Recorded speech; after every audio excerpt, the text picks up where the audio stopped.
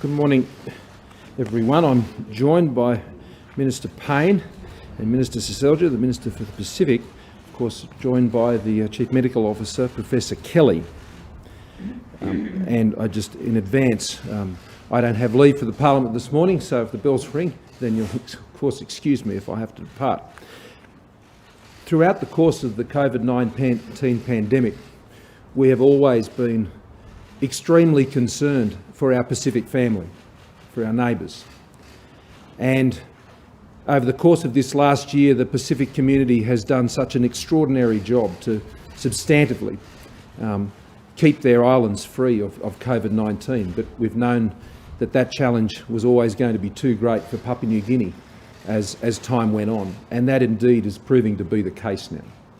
I've been in contact with Prime Minister Marape very consistently over the course of the COVID-19 pandemic, and particularly in recent days. And the events that we're seeing there are of great concern for them and the challenges that they now face. But I want to assure the people of Papua New Guinea and my dear friend James Marape that Australia as always will stand with them as they meet this challenge and support them in every way that we possibly can. Now, it is also true that the escalation of issues with the virus in Papua New Guinea presents very real risks to Australia as well. This is a matter that we've been regularly addressing at National Cabinet, and particularly between Premier Palaszczuk and I, as we've been very conscious of the risks that are present there. That has included, on medical advice as well as advice from the Australian Border Force, increasing our activities in the Torres Strait. It has also included moving forward through the Queensland Department of Health to already commence vaccinations in the Torres Strait Island to ensure that we're boosting the protection for that very vulnerable part of Australia and the impact on Northern Australia. We've already taken action to ensure that there is pre-departure testing of people coming out of Papua New Guinea into Australia at 96 hours. And in addition to that, we recently suspended charter flights out of the Oktedi mine, where there has been a high incidence of those working in that mine testing positive. But we now need to do more, and we will do more. On the basis of the medical advice, on the basis of discussions I've had with Prime Minister Marape over the last few days and with the Premier of Queensland, we are taking the following actions to support the initiatives in Papua New Guinea and also to protect Australians from the spread of the virus from Papua New Guinea to Australia, and in particular protect Queenslanders. Queenslanders, particularly in North Queensland, are most at risk from this. We've been very conscious of that, and these measures are designed very much with them in mind. Starting at midnight tonight, we will further reduce the risk of COVID-19 transmission from PNG to Australia by suspending passenger flights from Papua New Guinea into Cairns. We will do that for a fortnight and reassess the situation over the next fortnight. Freight, though, I stress, will continue and will be supported to ensure that necessary supplies are able to get from Cairns to Papua New Guinea. We'll be suspending all charter flights from Papua New Guinea to Australia with limited exemptions for Medivac and other critical flights. We will be reducing the passenger caps by 1/4 from flights from Port Moresby to Brisbane effective at midnight tonight.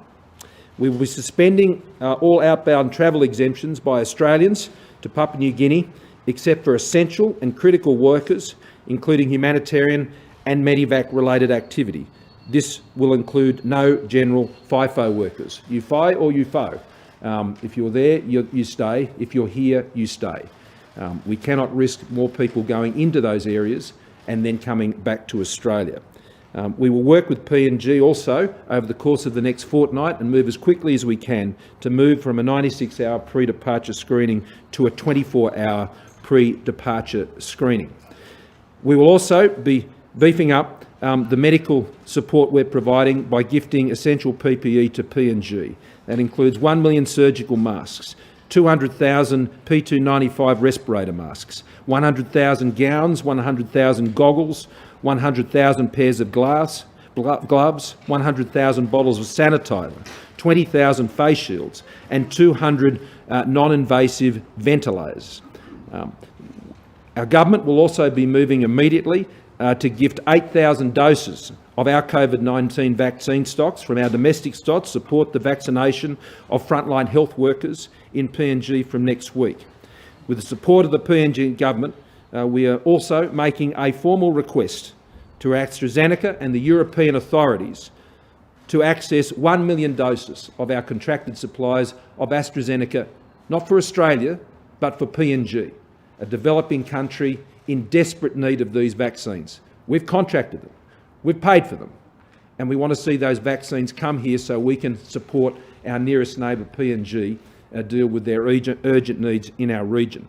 And we'll be seeking the support of the European Union and AstraZeneca to achieve that as soon as possible.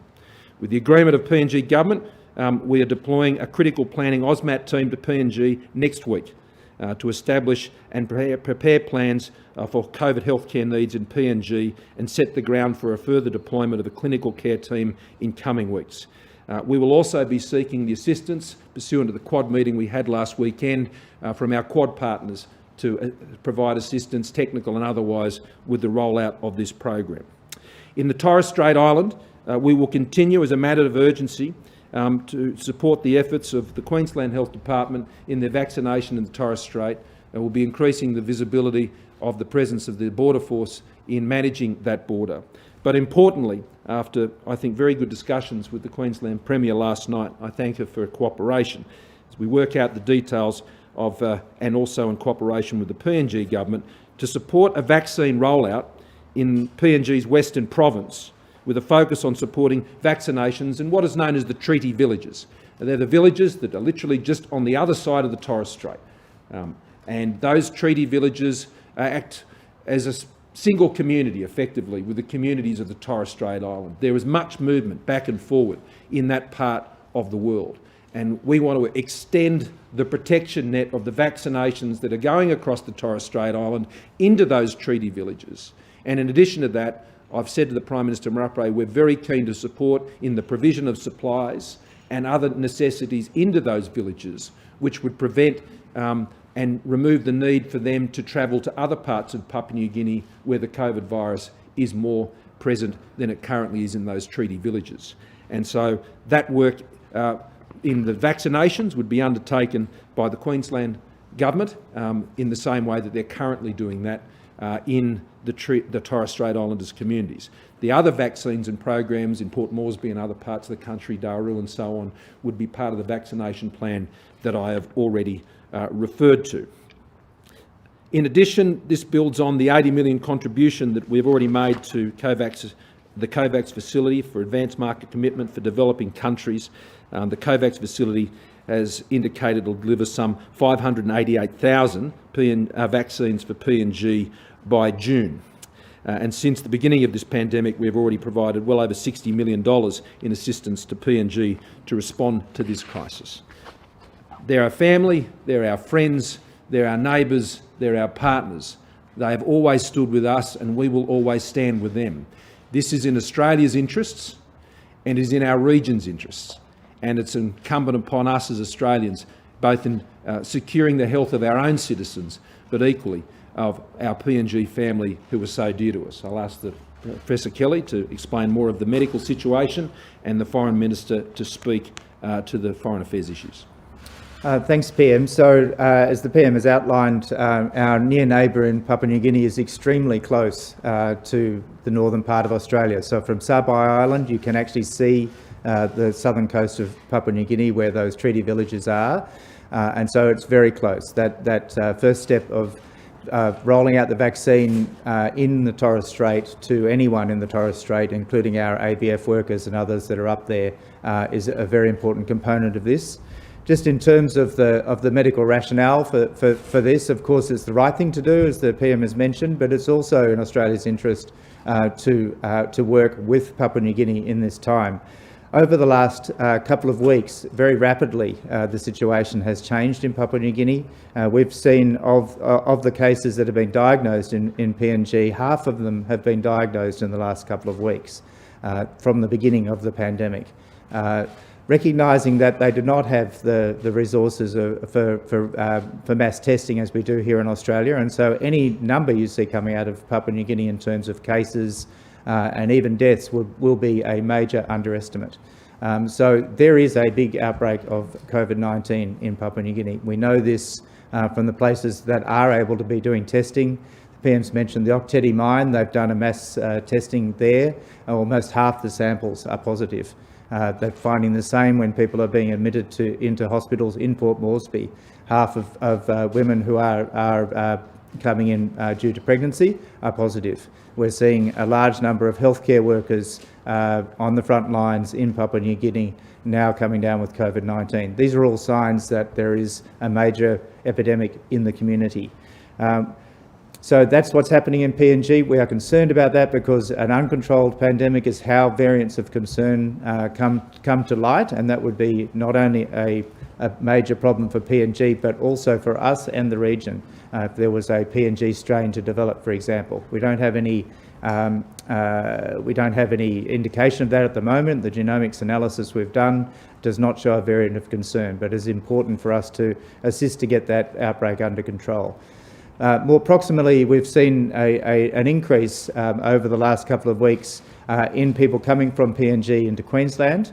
Now in Queensland they have a policy of putting all positive cases into hospital. They've doubled the number of people in hospital from overseas arrivals in Queensland just in the last 10 days. So that is the pressure that's going on to the Queensland health system, and that's why these things make sense to do. There are now, so since the 15th of March, there have been 32 cases from PNG imported into Australia, into Queensland, and 13 are currently being managed in hospitals in Queensland. So these are the reasons why this has been my advice to the Prime Minister to make these decisions, to support on the ground, to assist to turn off the tap, if you like, in terms of cases coming from PNG, and all of that assistance we will give. It's not only the right thing to do, but it will also protect Australia. Minister Payne. Thanks very much, Prime Minister. Thank you very much, Dr. Kelly. I want to reinforce the Prime Minister's observations about the focus we have had since the onset of the pandemic on our close partnerships, our work with our Pacific family on their priorities in terms of COVID-19 response. Firstly, the pivoting of our development assistance program in Partnerships for Recovery. Importantly, our bilateral COVID-19 response plans, and most recently our vaccine commitments in relation to the Pacific and of course Southeast Asia. With the Papua New Guinea government in addressing these issues, we have been engaging regularly and in depth with senior leaders. The Prime Minister with his counterpart Prime Minister Marape. I've been speaking with Health Minister Jelta Wong, both personally and regularly by message in terms of updates on their response actions. And that engagement has taken place across the Australian Government as well. Our High Commission in Port Moresby is participating in Papua New Guinea's COVID-19 Technical Working Group and attending meetings at the most senior levels with the High Commissioner and his senior councillor staff. Our Indo-Pacific Centre for Health Security is coordinating our health security response in the region with including with Papua New Guinea. I really want to emphasise that the work that we are doing and the work we are announcing today is in partnership with Papua New Guinea, based on their priorities and their needs. And we have identified those 4 very immediate measures that the Prime Minister has spoken about in terms of the vaccine response and a number of other supplies, tents, PPE, and the AUSMAT team. The AUSMAT team, which will be in country on Monday next week, we expect will also do the groundwork for the clinical response team, which will follow them. The 8,000 doses of vaccines that we have referred to this morning will fill a critical gap in advance of Papua New Guinea's receipt of its vaccines from the COVAX facility. They are expected in Papua New Guinea in April and then further doses in May. So this gap for frontline workers will be absolutely essential for those people to be able to continue to do the job that they are doing. We are also providing Papua New Guinea through the vaccine program we have announced $144 million to support their PNG vaccine program and its rollout. rollout. The Prime Minister's referred to the Torres Strait. We're obviously dealing with very close family and cultural connections between those traditional inhabitants of the villages within the Torres Strait protected zone, and therefore paying particular attention to the needs of those treaty villages. I want to acknowledge our colleague Warren Entsch, the member for Leichhardt, who has been fundamental in engaging with communities in the region, engaging with leadership in the region, and being very clear about their concerns and their needs. I also want to again acknowledge the Queensland Health System for their undertaking and their engagement with us on addressing these issues in the Torres Strait. This will need to be a shared vaccination effort. These measures that we're announcing today fit well with the carefully coordinated approach that we are taking with other partners. First and foremost, in this case, our partnership with the Papua New Guinea government, but also our other international partners, including as recently the Quad leaders meeting undertaking on vaccines from last Saturday with Australia, India, Japan and the United States. Under the agreement that was made at the Quad leaders meeting, our four democracies have set out a very ambitious but very practical and positive agenda on COVID-19 vaccines. That includes an increased $100 million contribution from Australia on top of the over $500 million contribution we announced last year, and as the Prime Minister referred to, our support to the COVAX facility. In Papua New Guinea, that will mean working with Japan, with India and with the United States in relation to what support we can provide together, whether that is technical support, whether that is work through UNICEF, who is one of our key partners in the delivery of vaccines in the region. Those conversations have started, and we will continue those through the Centre for Regional Health Security and other officials with our Quad partners. Thanks, Prime Minister. Thank you. Can I also echo my thanks to Warren Entsch? He has been a champion for the people of the Torres Strait, not just on the Australian side of the border, but right across the Western Province. Does PNG have enough doctors and nurses to deal with this crisis? Have they requested Australia's help in supplying some frontline health workers, or is the risk just considered too great? Well, the capacity to manage COVID-19 in a developing country is starkly different to what it is in an advanced country like Australia. I think that's an understood starting point. One of the key reasons why we're setting up the advanced team planning team next week is to assess and triage what the potential needs are and to support Papua New Guinea in any further requests that they might make. And it's an important point, Mark, that I think you stress. This is Papua New Guinea's initiative. This is their response, and we are seeking to support them with the priorities that they're setting out. And so by having that team up there next week, I think that will greatly assist in framing what those additional needs are. Prime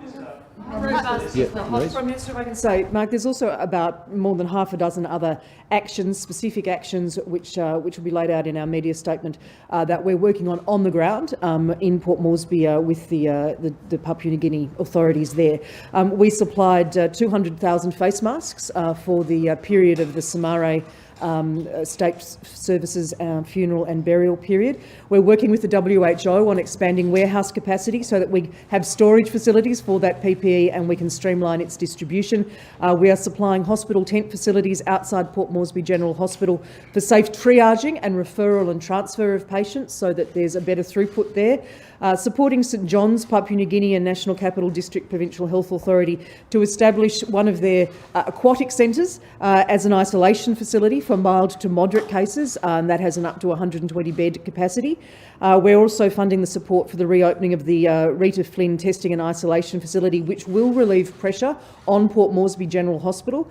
Also the St John's Ambulance COVID-19 operations in Port Moresby. That includes patient transport, COVID-19 testing and PPE distribution, supporting their COVID-19 National Control Centre, which Prime Minister Marape visited himself this week and the High Commissioner is closely engaged with their information management, their risk communications, their quarantine management, their health financing, and making sure that we're supporting the scaling up of both surveillance, testing and clinical care capacity in Port Moresby and the provinces with known outbreaks, so not just in Port Moresby, and of course testing of samples in Australia. That sample testing is something we've been doing right through the pandemic. Do they need qualified people? So the PNG health system is supported in its own capacity, obviously. The AUSMAC team will be part of that analysis, and they will do a critical needs analysis when they arrive next week. There are also a significant number of NGOs, including ISOS, including the WHO, who have presence on the ground and have medical professionals on the ground as well. There'll be a clinical team that will be following as well, and that's what the advanced team will be preparing for. There's something like 10 million people in Papua New Guinea. We've heard Professor Kelly talking about the possibility of mutations and PNG strains coming out of there. I think there's 1 million COVAX jabs coming. How is this going to be enough? This is a very significant challenge, there's no doubt about that, and we're seeing these challenges experienced in many developing countries within our region. So our response is twofold. One is to provide as much support in partnership with whether it's the Quad or other partners in the region. The second is to ensure that we're protecting Australia's borders and we're protecting access into Australia to prevent any transmission from these areas into Australia and in particular into Queensland. And so I think the forward deployment of vaccinations, particularly into the treaty villages, which is a key point of interaction, I think will be a very achievable and very practical way of addressing that immediate need to effectively extend the ring of containment beyond the Torres Strait Islands on our side of the border into those more sensitive parts of the Western Province. But there is no doubt that as time goes on, we will be increasing further support into Papua New Guinea, and we will be doing that in partnership with them. But our expectations are realistic. In working in any developing country, we're seeing this in many countries around the world.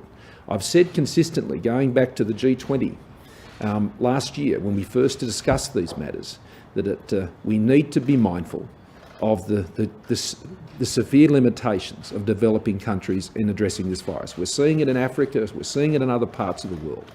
And we need to ensure that we get vaccines to these places. And that's why I'll be appealing to the European Union to let the vaccines go that we have contracted for so we can get that help to Papua New Guinea. And every other vaccine we can get out of Europe, that's where I'll send it. I'll send it straight there and to our other partners in the Pacific to ensure we're doing everything we possibly can. But we need their help to do it. We need them to lift the block. PNG is coming out of a period of mourning for the late Sir Michael Somare. How much has those ceremonial arrangements affected the timing of this response?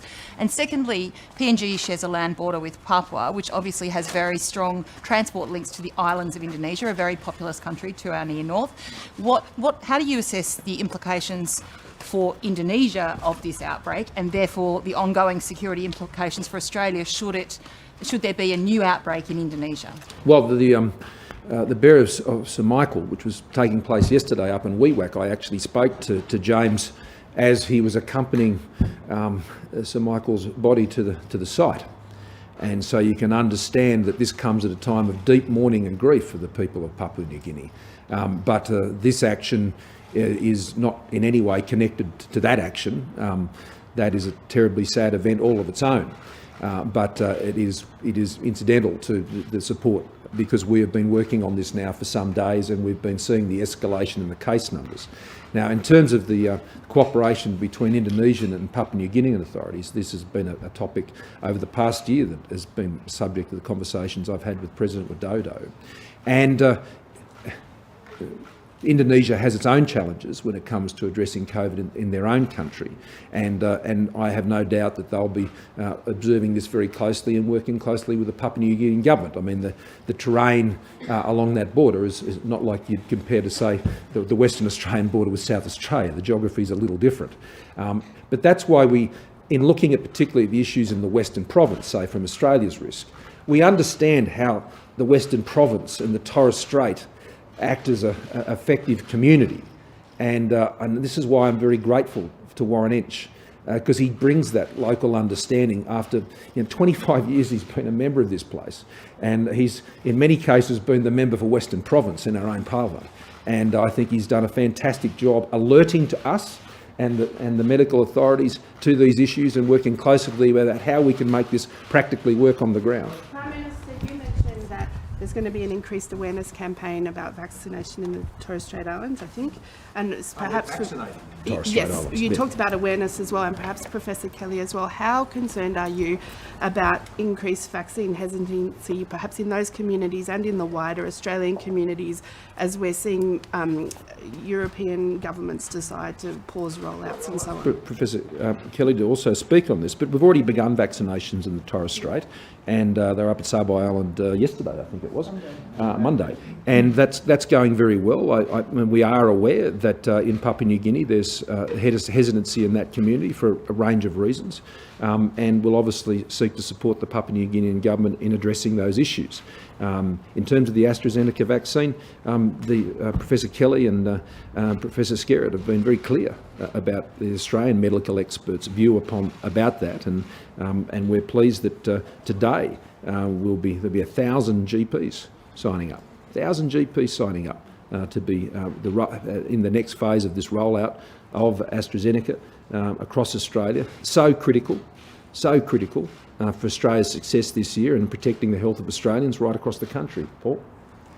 Yes, so of course we are always concerned about vaccine hesitancy, but as I said very strongly yesterday, and I'm not alone in saying this, I have no concern about the AstraZeneca and specifically the blood clot issue that's been emerged in Europe. And overnight, the European Medical Agency head said the same thing as the WHO and the UK regulator, the TGA here in Australia, myself, and many other experts in these matters, that we should look at the background rate of issues as we roll out mass vaccination programs like this. Things will happen because they happen. It doesn't mean that they're related to the vaccine. In terms of the Torres Strait specifically, my understanding is that the uptake is very strong. They understand the threat, so that they are getting vaccinated. Chris? Prime Minister, I was just going to ask you on another matter. What's your response to Nicole Flint's speech last night? Look, I'd like to stay on PNG matters, to be honest, but given I've got to go in a couple of minutes because I have an international call that I have to attend to, I think she's an incredibly brave woman. I think she's incredibly brave. And I know how brave she was because I was there with her as she endured one of the ugliest campaigns I've ever seen waged against not just a woman but anyone in this country. And her determination to stand up to that in the face of the most vitriolic of abuse, stalking and threats to her own public security was just absolutely appalling. And I just am amazed at the Labor Party and the unions and GetUp just stood by and let that happen. They were aware, they saw it, they were happy to be advantaged by it. And I think that's, I think she's called it out well, and I think she's an incredibly strong woman. We're very sad that she won't be running again at the next election, but I can understand after having gone through such a traumatic experience that she would form that view. She indicated to me that last year when we were reshuffling the cabinet and the ministry, and she asked not to be considered at that time. I think she would have been an outstanding member of the executive, to be honest. But sadly, we won't have that opportunity, but I think she's blazed a trail for many other women in the Liberal Party to come forward. Phil. Sorry, just back on the vaccination thing. If the Europeans don't come to the party with your request to send us the vaccines for which we've paid for, would you be prepared to divert some of the domestic production to PNG? And how would you respond will there be inevitable criticisms about giving vaccines to foreigners ahead of Australians that will come from...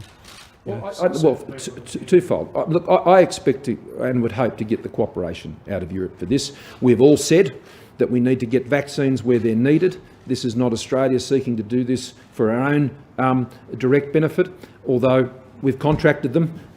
You would expect them to be supplied otherwise. But we're not factoring those into those additional international supplies into the vaccination program that Professor Murphy and I outlined to you on Sunday.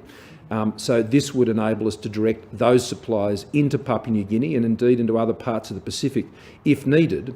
Those vaccines and their deployment would therefore, I think, be following through on the very public statements that have been made in the European Union about their commitment to ensure that there's no vaccine protectionism and that vaccines do go to those most in need, and that's why we're putting that forward. And on the question of diverting from Australian supplies, well, those supplies obviously wouldn't be. But we have already, as I outlined on Sunday, indicated that we would be doing that. There was a supply of our own produced vaccines that we're already factoring into the distribution in the weeks ahead, and that will continue. And I don't think Australians have a problem with that.